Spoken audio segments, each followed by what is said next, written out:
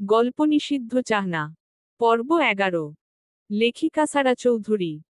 ঈশানের কথা শুনে দরজা থেকে সরে দাঁড়ায় আতিয়া বেগম। ফাইজ এগিয়ে এলো বাড়ির ভিতরে। হাতে থাকা শপিং ব্যাগ আর মিষ্টির ব্যাগগুলো আতিয়া বেগমের হাতে দিয়ে ফাইজ এগিয়ে যায় সোফার দিকে। আতিয়া বেগম সবাইকে বসতে বলে রান্নাঘরে ছুটে গেলেন নাস্তা নিতে। এদিকে ঈশান গল্প করছে ইলিয়াস চৌধুরীর সাথে। সন্তান যতই খারাপ হোক, বাবা মায়ের কাছে একবার পা ধরে মাফ চাইলে কোনো বাবা মাই ক্ষমা না করে থাকতে পারে না।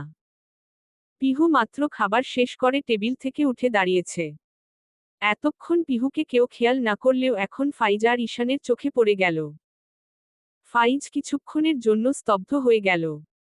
তার সামনে একটা অচেনা মেয়ে, তবে তার মতে পরীর মতো লাগছে মেয়েটাকে।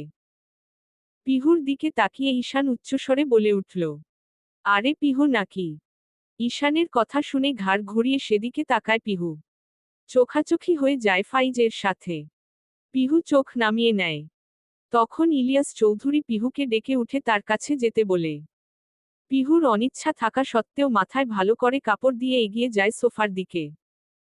এদিকে আতিয়া বেগম ও নাস্তার প্লেট নিয়ে এসেছেন। পিহু সোফার কাছে যেতেই ইলিয়াস চৌধুরী তার পাশে বসতে ইশারা করে। পিহু চুপচাপ মাথা নিচু করে বসে পড়ে। পিহুকে বসতে দেখে ঈশান বলে উঠে, আমাদের তো দেখছি বলেই গেছিস, একবারও কথা বললি না। তা থাক, কেমন আছিস বল? আলহামদুলিল্লাহ। পিহুর ছোট্ট কথা মোটেই আশা করেনি ঈশান।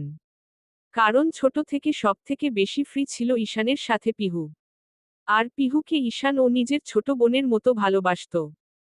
ফাইজের চোখ এখনো পিহুতে আটকে আছে।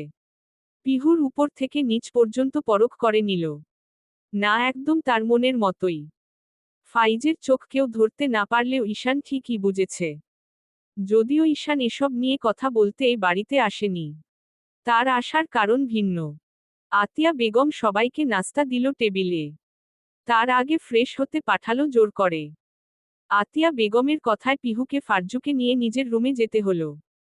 ফারজু রুমে এসে বিছানায় বসে পড়ল। এতে পিহুর কোনো ভ্রুক্ষেপ হলো না। ফারজু পিহুর দিকে তাকিয়ে বলে উঠল, আমাকে চিনতে পেরেছ পিহু? জি।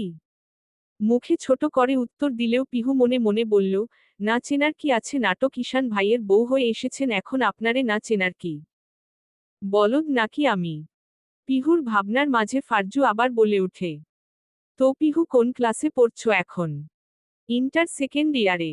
ও আচ্ছা। জি। আমার কথায় কি তুমি বিরক্ত হচ্ছ?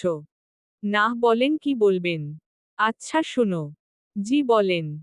আচ্ছা, শুনেছি সাদি নাকি দেশে আছে। তবে এখন কোথায়? বাড়িতেই আছে।